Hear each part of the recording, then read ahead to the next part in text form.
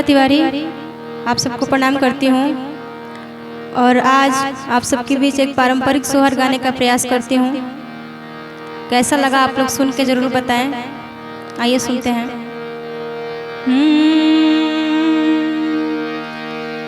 कि कहवा से आवेला पियरिया, कि कहवा से आवेला पियरिया, पियरिया लागल झालर हो। कि कहवा से आवेला पियरिया, पियरिया लागल झालर हो। कहवा से आवेला पियरिया, पियरिया लागल झालर हो। हे ललना कहवा से आवेला सिंहोरावा, सिंहोरवा भरल से नूर हो।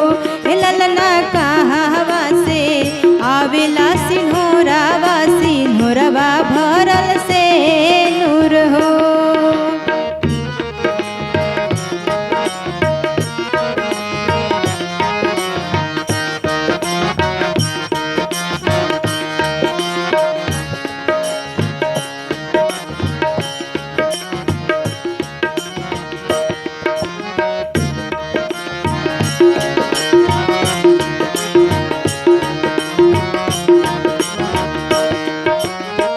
नैहर से आवेला पियरिया, पियरिया लागल झालर हो।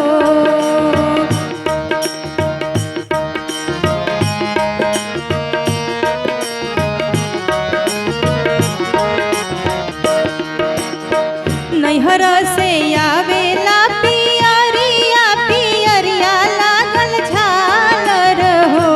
ललना ससुरा से आवेला सिंहोरावा, सिंहोरवा भरल से दूर हो।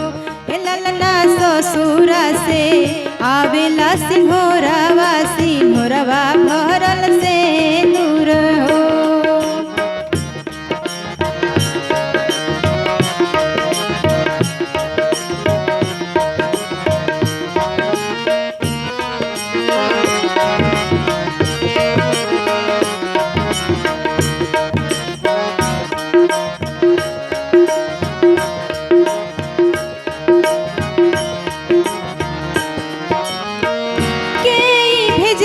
पियरिया लागल झालरवा, के भेजेल सिंहोरवा भरल से नूरवा।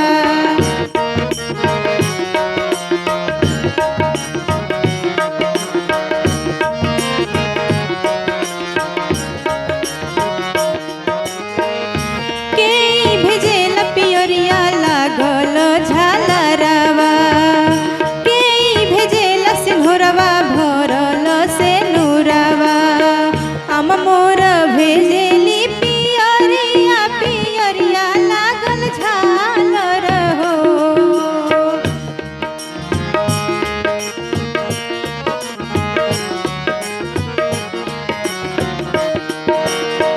हम मोर भेजेली पियरिया, पियरिया लागल झालर हो। ललना ससुजी मोर भेजेली सिंहोरावा, सिंहोरवा भरल से दूर हो। ललना सासुजी मोर भेजेली सिंहोरावा, सिंहोरवा भरल